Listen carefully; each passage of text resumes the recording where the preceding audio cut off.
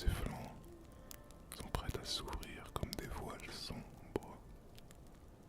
Sa queue est une arme redoutable, hérissée d'épines, ou parfois même équipée d'un dard empoisonné, capable d'abattre un homme ou un cheval d'un seul coup. Contrairement au dragon, avec qui elle est souvent confondue, la wyverne n'a pas 4 pattes. Son aspect est aussi plus sauvage, plus primal, comme si elle incarnait une version brute de ses majestueux cousins draconiques. Mais d'où vient donc cette créature, me demanderez-vous? Eh bien, son origine est aussi mystérieuse qu'elle est redoutable. Les érudits des âges passés prétendent que la wyverne est née des entrailles de la terre, là où la roche fondue coule comme du sang, dans les profondeurs oubliées du monde. Certains disent qu'elle fut engendrée par les vents hurlants des montagnes, un mélange d'air et de feu qui a pris forme et vie. Et d'autres encore affirment qu'elle est le rejeton des dragons eux-mêmes, une lignée dégénérée et sauvage, laissée à l'abandon par leurs anciens maîtres. Les wyvernes apparaissent dans les récits de nombreuses cultures, chacune leur attribuant des traits uniques, mais toutes s'accordant sur une chose: elles sont des fléaux, des prédateurs qui sèment la terreur et la destruction sur leur passage. En France, on retrouve parfois la wyverne sous le nom de vouivre, un mot dérivé du latin vipera, qui signifie serpent. Contrairement à sa version britannique, la vouivre est parfois décrite comme une gardienne, protectrice de trésors cachés dans les montagnes ou les ruines anciennes. Mais elle n'est pas moins redoutable. Approcher son trésor sans prudence signifie la mort. On dit que la vouivre porte parfois un bijou étincelant, incrusté dans son front ou serré dans ses griffes. Ce joyau est à la fois la source de son pouvoir et sa faiblesse, car si un intrépide parvenait à le lui voler, il pourrait maîtriser la créature. En Europe centrale, la wyverne apparaît aussi dans les armoiries de certaines grandes familles et de cités, symboles de force et de protection féroce. Mais ce n'est pas un symbole innocent. Adopter une wyverne sur son blason, c'est aussi revendiquer la puissance destructrice et la capacité à écraser ses ennemis. Et que dire des légendes nordiques, où la wyverne prend des accents encore plus sombres? Là-bas, elle est souvent liée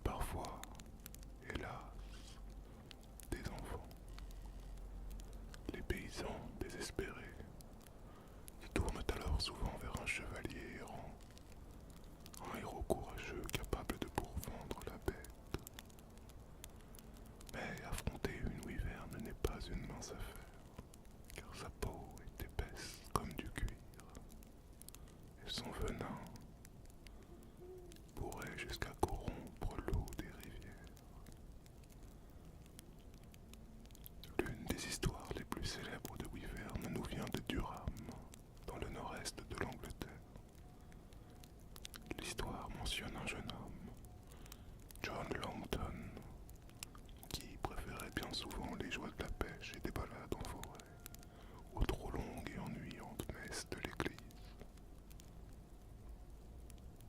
Un soir, en rentrant d'une de ces parties de pêche, on dit que John croisa la route d'une vieille femme au détour d'un chemin.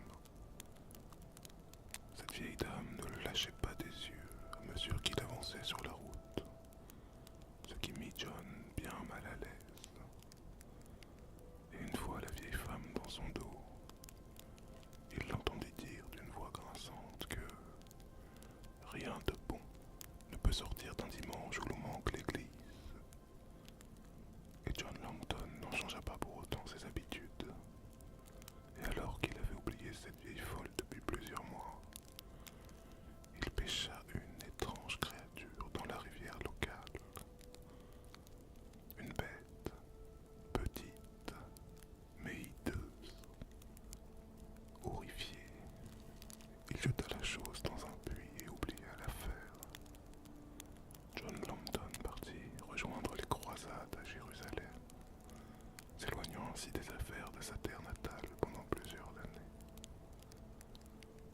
Mais la créature jetée dans le puits, elle, resta, et elle grandit, grandit et grandit encore, jusqu'à sortir du puits et terroriser la région. Elle se nourrissait de bétail et dévorait toute résistance des fermiers locaux.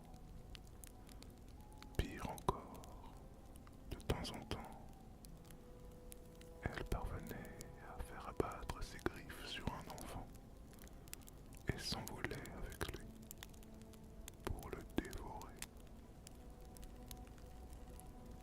Après s'être fait remarquer positivement sur le champ de bataille pour ses performances à l'épée, John Langton fut fait chevalier pour ses exploits en Terre Sainte. Il décida de rentrer chez lui à Durham pour y jouir de sa nouvelle vie. Mais quand il revint chez lui après de longues années, John entendit parler de cette créature et du règne de terreur qu'elle avait instauré. Il ne put s'empêcher de repenser à cette vieille femme et à la créature qu'il avait lancée dans le puits il y a des années. Et John, évidemment, se sentit responsable de ce qui arrivait à son comté et décida de terrasser la bête ou de sauver son honneur en essayant. Un soir, alors qu'il rentrait chez lui après avoir annoncé au village son intention de tuer la créature, il recroisa la vieille dame. Cette dernière lui dit que pour préserver l'équilibre, s'il venait à terrasser la maléfique wyvern, il devrait ensuite tuer la première créature vivante qu'il verrait, et que, dans le cas contraire, une terrible malédiction s'abattrait sur lui. John ne commit pas l'erreur d'ignorer les avertissements de la vieille dame. Pas deux fois. Alors, juste au cas où, il mit au point un stratagème avec son père, lui expliquant qu'il soufflerait 3 coups de cor de chasse s'il parvenait à gagner son combat, et qu'après avoir entendu ce signal, son père devrait ouvrir la cage du vieux chien malade qu'il gardait chez lui et l'envoyer à John pour qu'il le tue et évite ainsi la malédiction. Sage décision, me direz-vous, que de prendre des précautions. Alors, avec l'aide d'une armure hérissée de pointe, John parvint à terrasser la wyvern, la blessant mortellement alors que le monstre tentait de le mordre. John parvint ainsi à laver son honneur et à réparer sa terrible erreur commise il y a bien longtemps.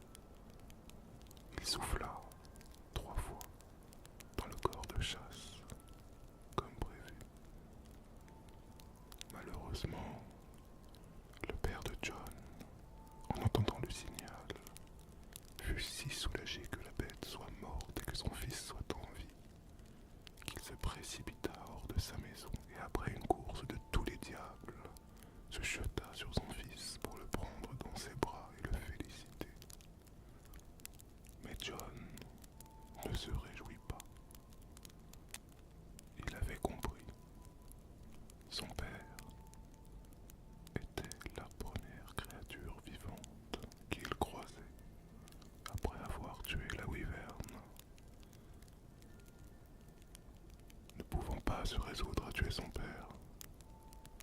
Il lava son honneur, répara son erreur, et condamna sa famille à une terrible malédiction. Et aucun de ses descendants ne mourut d'une mort paisible dans le confort d'un lit chaud.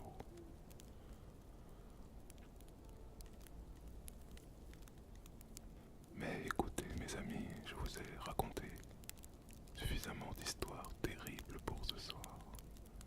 Et sachez une chose, malgré sa réputation de monstre, la wyverne n'est pas toujours une créature maléfique.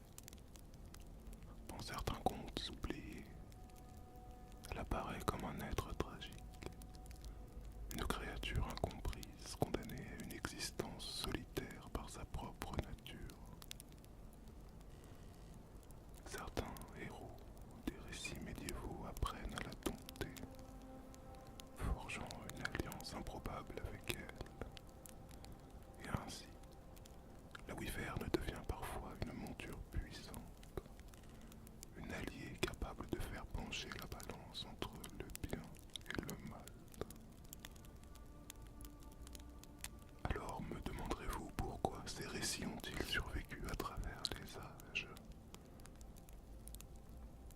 Eh bien peut-être parce que la wyverne incarne des forces que nous ne comprenons pas pleinement.